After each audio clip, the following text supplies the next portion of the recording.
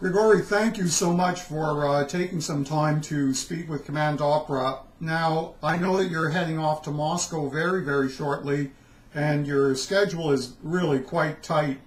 So I won't be taking up too much of your time. Now, the reason, as you know, we're talking is we're going to be discussing Monte Carlo, what's going on in Monte Carlo, the role there, and let's talk a little bit about Moscow, what you'll be doing in Moscow. I know it's you're heading home for the season. When was the last time you were back in Moscow? It was actually this summer, and I left from Moscow, I guess, mid-August to go to Germany and then to the United States and Monte Carlo and so on. So you sing a lot in Monte Carlo.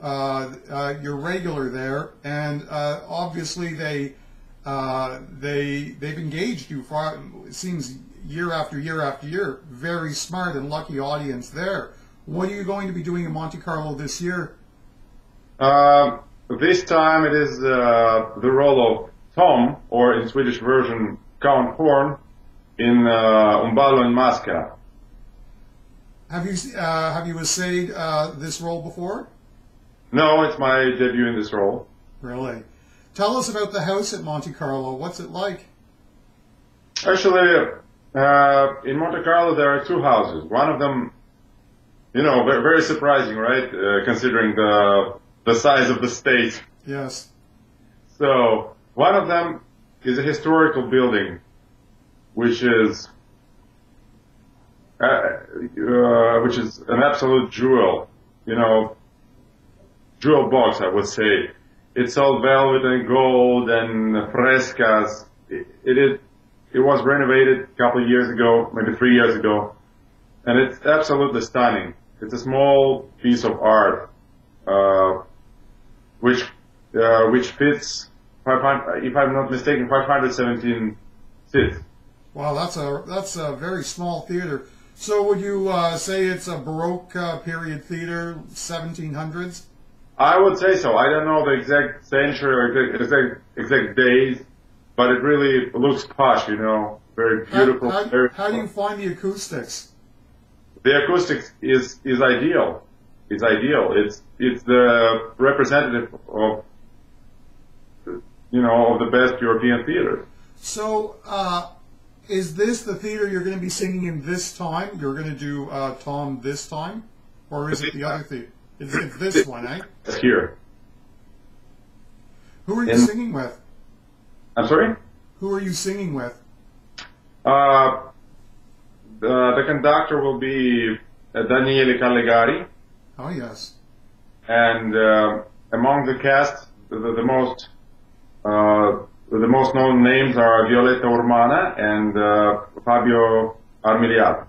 Have you worked with either of these artists before? Not yet. I've seen them at the Met and I like them a lot. But, you know, it's great. It's great. It will be a great thing to meet them. Now, you're also in Europe singing, I should say Galatea, I believe, is it not?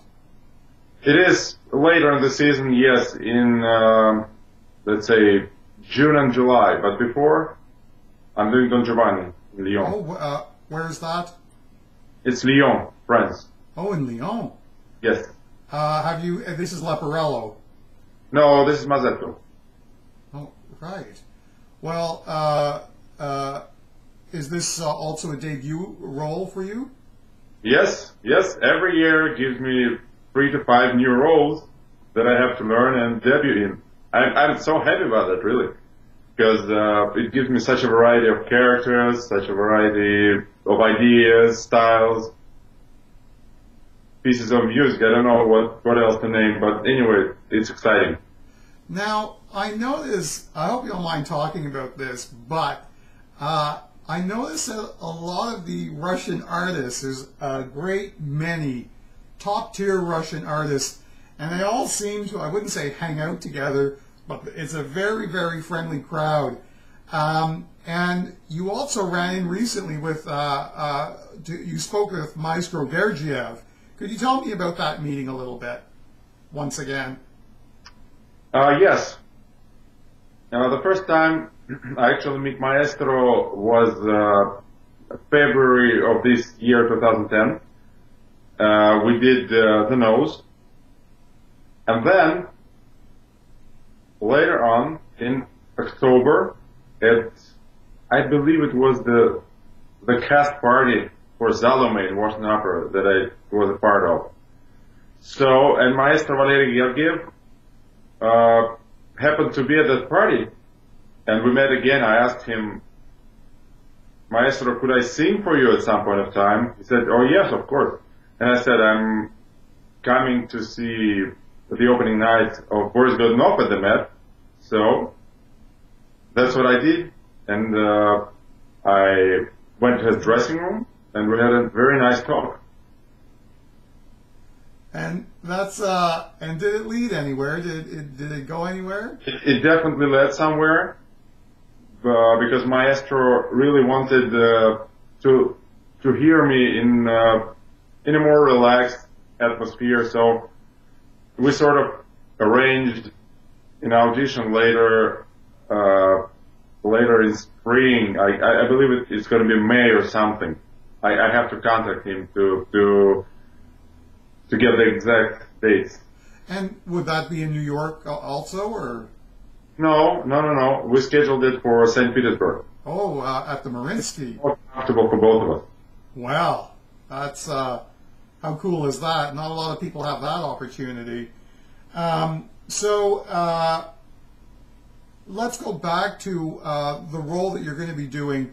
Now, this is Ballo. It is a Verdi role, but a lot of people have been talking about the qualities of your voice. There's a lot of buzz about you right now in heading into the bel canto repertoire. Now, I know that you've only touched on that lightly, but people are likening your voice to, they have not heard a vocal instrument like this since Samuel Ramey, which I tell you, I absolutely have to agree with this chatter that I've been hearing about your voice as it's come down to me. I've listened to some of your work, which will be on the article. I'm going to have some of the videos in the articles that people can really clearly understand what all the talk is about regarding this Russian bass. Are you looking down the road to be taking on some of the more heroic Donizetti characters? One role in particular that comes to mind is Henry VIII in Anna Bolena. Are you considering that? Are you looking at this repertoire? Again, I know that you're leaning into it, but only very slightly. What can we hope for? You know, that's exactly what I've been looking at recently, is Henry VIII. Yes, I'm planning to get it done sometime soon. Yeah. So, how do you find, because of the agility of your voice, you have this agility, but more than the agility is this quality to this timbre, to this voice, which hasn't been heard in, I'm sure, 30 years, since the 70s, since Samuel Ramey was in his prime. How did this voice come about? I mean, this is this extraordinary training that you must have had. Now, you were at the Conservatoire in Moscow. You spent a number of years at the Conservatoire, and you had a number of teachers. Was there something that influenced this instrument that gave it such phenomenal technique, or was it always there?